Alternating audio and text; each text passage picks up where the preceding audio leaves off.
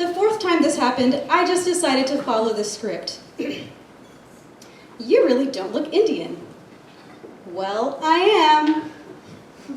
Oh, I meant that in a good way.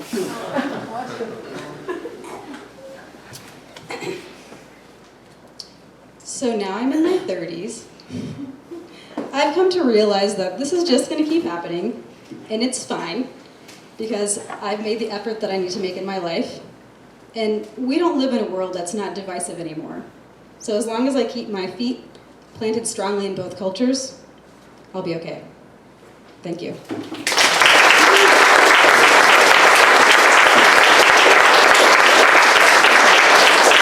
so much, Janki. Let me ask you, how many of you have been asked, where are you from? Raise your hand. All right, how many of you have been asked, where are you? Raise your hand. How many of you have been told, you just don't look like? Raise your hand. Look around. Who's being asked? When you say, where are you from? What are you? As much as it's about wanting to know somebody's background, it's also about naming somebody different. The undertone is, you don't quite belong here.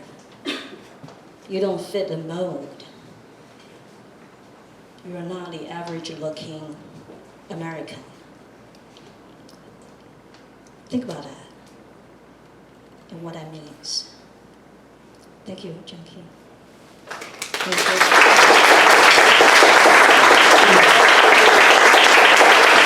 And this is what the show is about. We want to tell Asian diaspora, Asian American stories on our own terms, in our own space,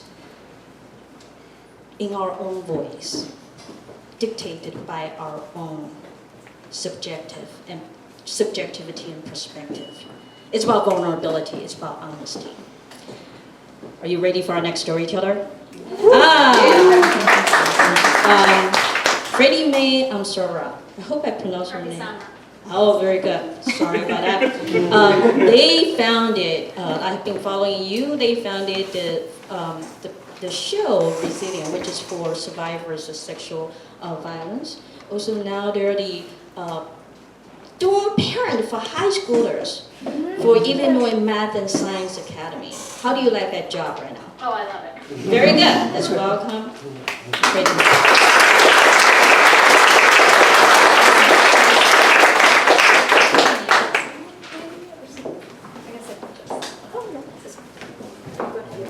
Let's see if we can.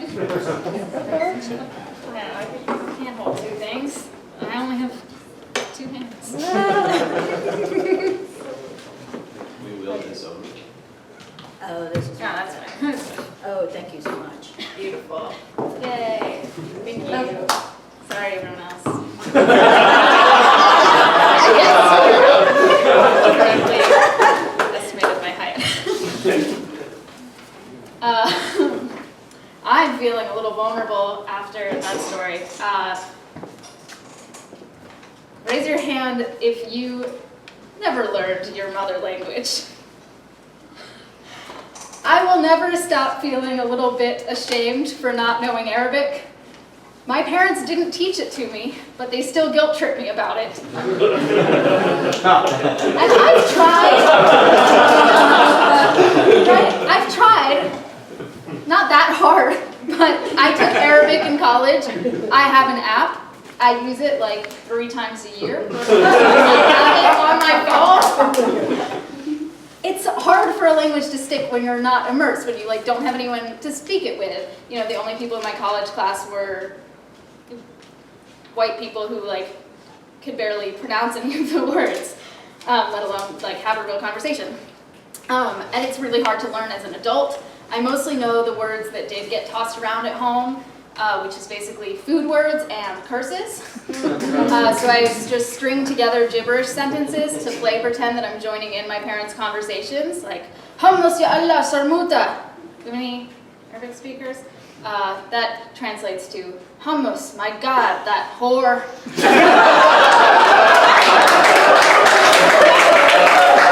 Something I feel passionately about. Which is all in good fun. But I've also lost all 4 of my grandparents and have had very few meaningful conversations with any of them. Last time I tried to run an errand for my mom in Lebanon, I went to the wrong pharmacy, got the wrong amount of medicine, paid the wrong amount of lira, and brought it all home with no idea I had completely screwed it up. Worst of all, possibly, I have no idea what my parents are secretly saying about me when they switch to Arabic. God knows. One of the more recent trips I made to Lebanon, the second to last time I went, it was in 2016, and I set myself a goal so I'd become more comfortable speaking the language. I said, if I know a word or phrase in Arabic, I'm going to say it in Arabic, even if it means switching languages mid-sentence. Because one of the most intimidating things for me is just even speaking Arabic words around native speakers, because I feel like they're going to laugh at me. So I decided I would just force myself to get used to it. It was going pretty well. I became a very polite and reticent person because I knew how to say thank you, and I drove that into the ground. I forced myself to stumble over the shame of my American accent, and the words started to feel a little more comfortable in my tongue. I would have conversations with my grandma, my teta, where I would speak in broken Arabic and French, and she would speak in broken English back, and we'd practice together, and eventually feel proud when we reached some semblance of understanding. I would read her newspaper headlines out loud to her very, very slowly, and she got so excited to tell my mom that I knew how to read Arabic.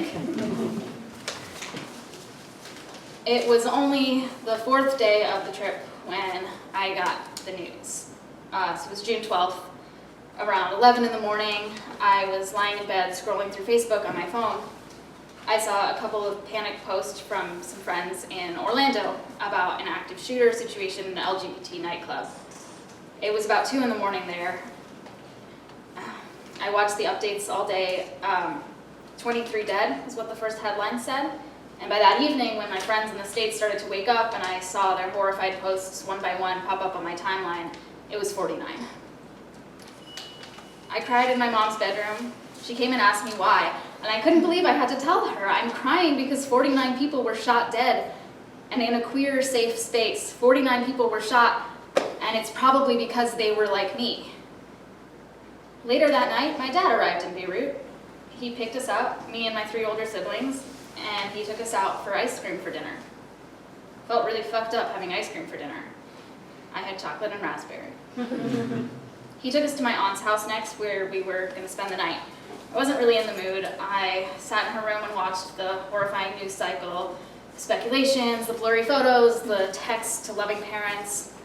When it got to be too much, I went to spend some time with my dad and my aunt in the living room. I was just cuddling with my dad and chatting. My aunt and I have always had kind of a strained relationship. She really likes to provoke people, and I've tried to build up a thick skin about it, but she knows how to get to me. My dad and I were joking around about something, I don't even remember, and he said something like, boys are gross and smelly, you know, dad talk. And I was like, yeah, I don't like boys. And my aunt chimed in, apropos of nothing, well, it's better than you liking girls, then you won't get shot. And then she cracked up laughing. And I burst into tears and fled the room. Couldn't sleep that night. And the next morning, when I told my mom that I didn't want to be at my aunt's house anymore because she made a joke to me about how I might get killed for being queer hours after the deadliest mass shooting in US history at the time, my mom's response was to ask if I had come out to my aunt. The words she used were just, did you share? Homosexuality is technically against the law in Lebanon. Beirut is known as a gay-friendly city in the Arab world, but it's all secret. All the gay clubs are hidden and move around. I wanted to find one, but not only did I not know how, I was also afraid of what would happen if I did. Everything has to be so covert and careful. I felt so alone. I wanted to be with my community. I wanted people like me to talk to. I wanted to talk to the people around me, but I didn't know any of the words. My grandma and I could barely stumble through a conversation about school. My parents never really liked to talk about my queerness. I came out to my parents as bisexual when I was 12 years old. They reacted with a mixture of apathy and distaste. You'll grow out of it. And why are you telling us this? They were supportive-ish, which mostly meant they just didn't acknowledge my queerness in any way. I would have to like remind them over the years just to make sure they knew, just to try to get them to say anything that told me that they saw me. I can't imagine my mom ever telling someone she knows that her child is queer. She thinks that kind of stuff is private. She tells me I should keep it to myself so no one can use it against me, as if it's my responsibility to keep people from hurting me. My parents didn't mind that I was queer, they just didn't want anyone else to know. When I came out to my parents as non-binary a year ago, they couldn't handle it. It was much worse than telling them I was bisexual. Functionally, they'd been able to ignore that, pretend it didn't exist, but now I was asking them to use they, them pronouns for me. That meant that with every sentence, they would need to acknowledge my difference. That meant they would have to admit to their friends and their family that their child was strange. Once again, they responded with a non-response. They didn't even acknowledge what I had said.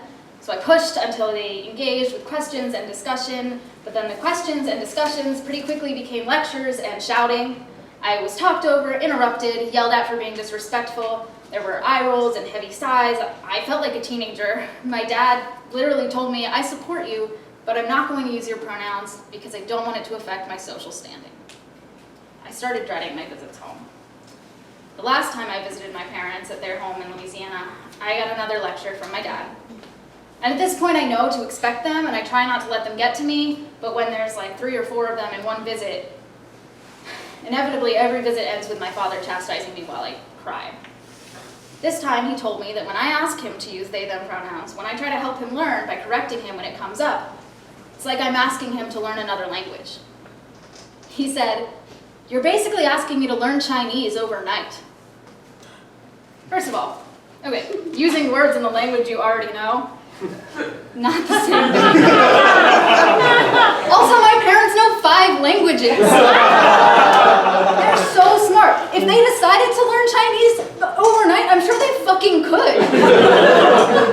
And that's the thing, right? They could learn a new language if they wanted to. They could learn my language if they wanted to. When I went to Lebanon again in January this year, I knew I had to be closeted there. I wasn't there for me. I was there to take care of my grandma and help my mom. Once again, I tried my best with my Arabic. Once again, I didn't know the words for me. Every noun, verb, every fucking letter has a gender, male or female. Where would I even begin explaining the concept of gender-neutral pronouns? I barely understood pronouns. Where would I begin telling my grandmother, who was as traditional as they come, that I'm not a girl? So I spent 2 weeks just kind of hiding parts of myself. But my mom and I had some of the best bonding of my life in those 2 weeks. Because she didn't have to change the way she presented me and therefore herself to the world. She relaxed and she treated me like she saw me. She listened and asked thoughtful questions and occasionally made comments that showed me she was on her way to understanding. We talked about everything. In that bubble, it was okay that we were different from each other. In that bubble there, we spoke each other's languages, and we took the time to translate. Thank you.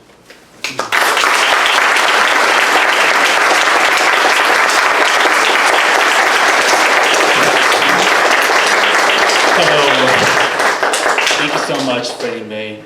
Thank you so much. There's so much that I can say to something like this because we talk about the language shaming, the parental invalidation, and also, unfortunately, the mass shootings of queer, trans people of color.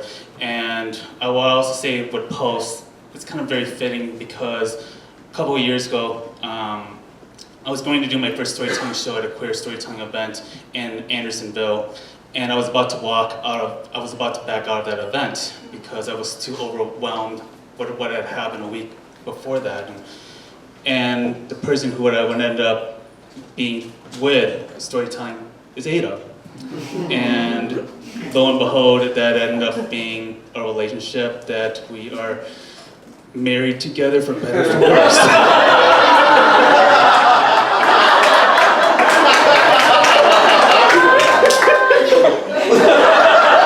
Divorce papers coming? All So I'm going to return our next performer again, and Soultree, are you ready for the second round? All right, give it up.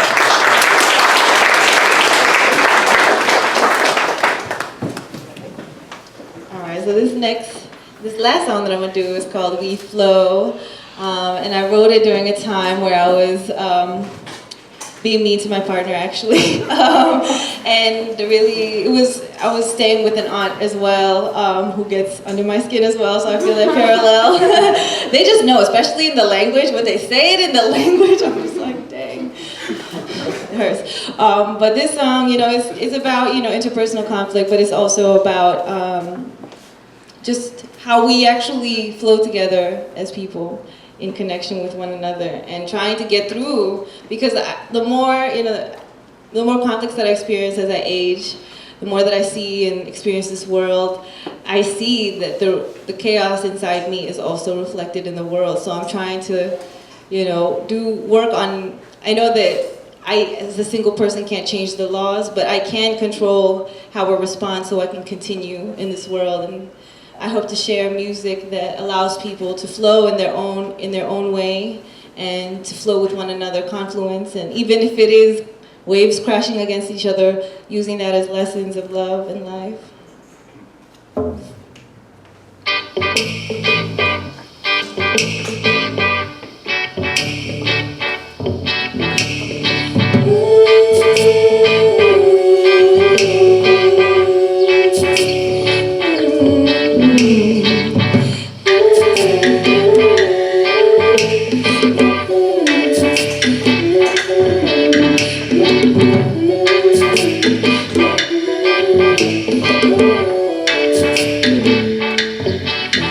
In a sultry kind of way, what I'm really trying to say is that I love you.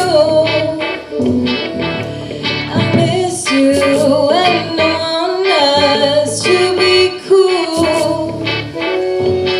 They say tomorrow's a new day, and I'm hoping you'll stay one night a day, and I get sooner or later we'll realize we flow, we flow, we flow, we flow, like water. We flow, we flow, we flow in a sultry kind of way. I'm asking if you lay a foundation with me, based on justice, trust, and creation of the good, for the good of all kinds of beings. We live for this purpose, and past lives are feeling. Beyond the vessels we found ourselves in, our partnership is so much deeper than skin. I am here, I am here, I am here, I am here, 'cause we flow, we flow, we flow, we flow, like water. We flow, we flow, we flow. These words don't come easily. Silence was beaten into me. I'm trying to speak what I feel, putting things into words makes the feelings more real. I'm human, what more can I say? 80% water, I flow more than I stay. I sink into the earth and I fly through the sky. If you find me in love, you should know this is why. You should know this is why.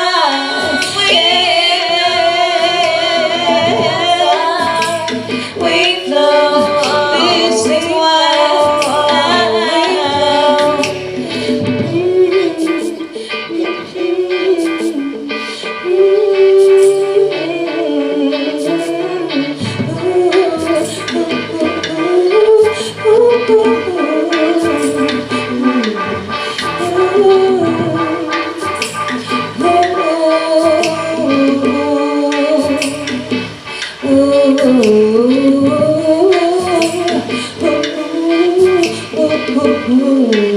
Thank y'all. If y'all enjoy the music, you can find me on Instagram, on the internet as Soultree Sound, soultreesounds.com. If you would like a hard copy of the CD, postcards, or some posters, you can flow your way to me after the show. And enjoy the rest of the show. Thank y'all.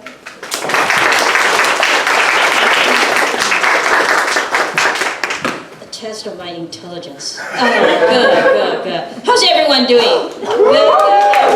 I just want to say I really have a passion of really promoting Asian diaspora, Asian American stories, and this is telling. But I also want to introduce the editor of Rickshaw magazine, Nicole Sumida. Nicole, can you say a few words? And so if you're interested in publishing your stories in personal narrative and fiction and nonfiction, Nicole, can you talk about Rickshaw? Go ahead. Thank you, Ada. So I'm Nicole Sumida and Alex Yu. We are two of the members of Rickshaw. We started our magazine in print form in the 90s, and then took a hiatus, and in early 2017 we relaunched in digital form. So we spell our organization RIKSHA.com, and we accept submissions by and about Asian Americans. So visual art, video, music, audio, nonfiction, fiction, poetry. So works by and about, we welcome. So we can go to our website and you can submit, and we love to promote your work. We also have a writing workshop that we've been going on for 4 or 5 years now at Midwest Buddhist Temple. So if you're interested in that, it's on our website as well. And we've been collaborating with different organizations, organizing readings with authors that we know, just to get the word out there. So check us out. Great. Thank you so much, Ada. Of course. For me, let's just use different platforms and genres to promote our story. Are you ready for our next storyteller? Ben, where is Ben now? Oh, yes. Yeah, I'm saying, where's Ben? All right. You know who is the executive director of Chinese American Museum of Chicago. And I have to, is this your first time telling a story? Yes. Oh!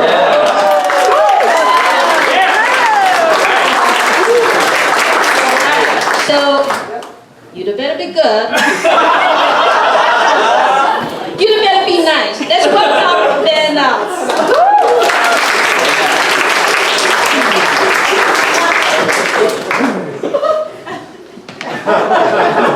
Thank you, Ada.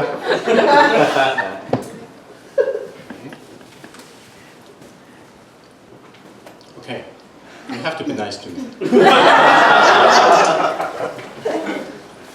Why would a person want to leave a city where he or she was born, spent his or her childhood, grew up, graduated from college, found a job, got married, and raised children? Indeed, it may be impossible for a person to imagine saying goodbye to a place he or she has called home for a long time. Do you think that decision to leave such a place is a matter of testing one's limits, fostering independence, broadening one's horizons, learning to be alone, making new friends, choosing an optimal place to live, gaining valuable experience, or learning a new language in the best way possible? For me, making such a decision was never easy, even after a period of more than 10 years.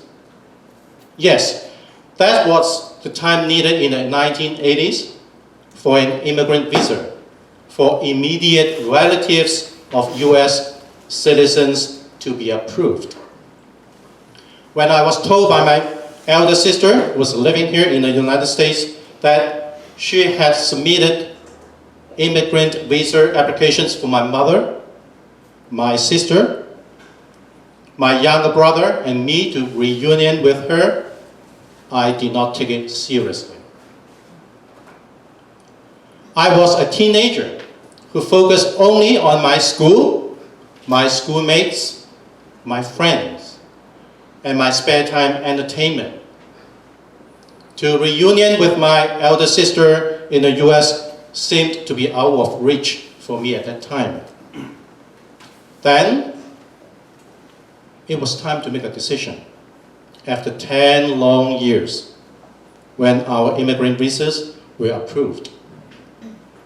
All in a sudden, all the pros and cons of immigration popped up in my head that troubled me for another 9 months. Eventually, my decision was made, not of the reasons I mentioned earlier, but of one simple reason, for the sake of my children. That was in May 1999, about 2 years after Hong Kong, the city where I was born and lived, was returned to China on July 1st, 1997. During the 22-month period, I witnessed changes in the education system that confused many students, teachers, and parents. Being a teacher as well as a parent, I was particularly concerned. I was concerned about the future of my children, and hence my decision. Then I received a letter dated July 21st, 1999 from a moving company.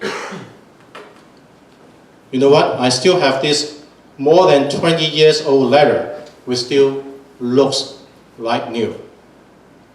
This letter was to confirm a date being packed by the confirm a date when the porters from the moving company will be coming to my home to pick up boxes of items being packed by me and my wife in the previous months.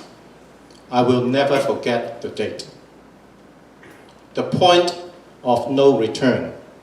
The point of no remorse. The date was August the 10th, 1999, just 3 days before my birthday. The letter, just like this piece of paper, weighed less than an ounce, but represented the space of half a shipping container, which housed all our belongings, which include our clothing, appliances, furniture, and even a piano. It takes about 15 hours to travel by plane from Hong Kong, the city where I was born, to Chicago, the city where I have been living for the past 20 years. It took, however, about a month for the shipment to arrive at our rental apartment, which was yet to be called our true home. Every time I look at that letter, I was reminded of the decision I made to immigrate, leaving behind my friends, my career as a teacher, as well as a news editor, and other achievements established in the years since I started my first job. And then I had to start from scratch on a foreign land here for the sake of pursuing better education for my 3 children. I could still remember the mixed feeling that I had. I was thinking about many unknowns and challenges lying ahead of us. And I also remember that right at the moment I received the letter that I needed to find a job as soon as I set foot on this country in order to support my family, pay my rent, and my bill. In the past 20 years, many things and documents were disposed of due to moving or house cleaning, but this letter is still well kept. It reminds me of a drastic change for me as well as for my family. I started to earn my living in this country by working as an employment counselor with a community-based social service organization located in the heart of Chinatown, serving the Chinese community. I don't want to name of the organization.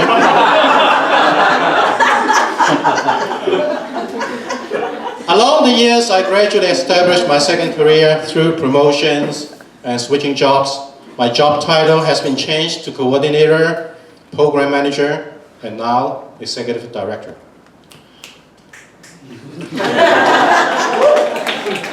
My children has all grown up, received or are still receiving good education and are about to walk on their own path and devote back to the community and as well as the society.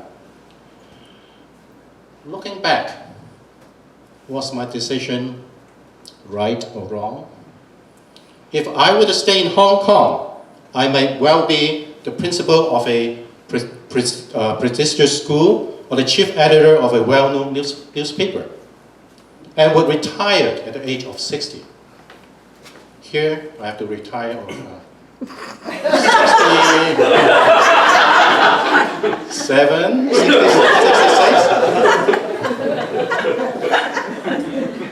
But on the other hand, my children might have to face stiff competition to get into college or to find a job. Given the crazily high property prices in Hong Kong, they may never be able to buy even a nano unit. A unit that is less than 200 square feet, but costs about 4 million Hong Kong dollars, or 725 US dollars. No kidding. On average, before the age of 50, not 30, not 40, but 50, without the help of their parents, that's me.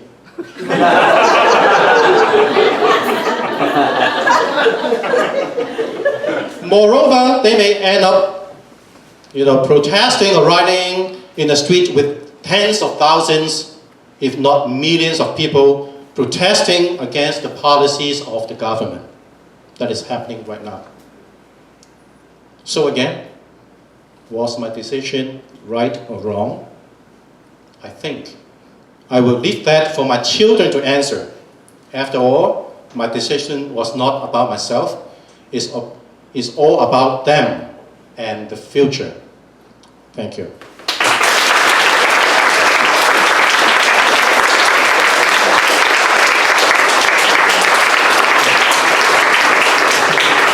Thank you, Ben. Give it up for his debut storytelling.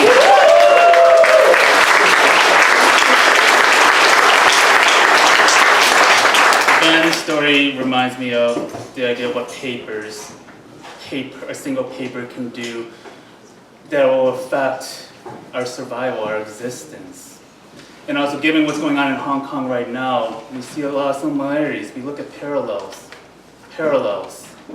Where do you see the parallels? So, I would like to introduce to you our next storyteller. So, Andy Lee is also a writer. He's also been an educator. He's been working with children, and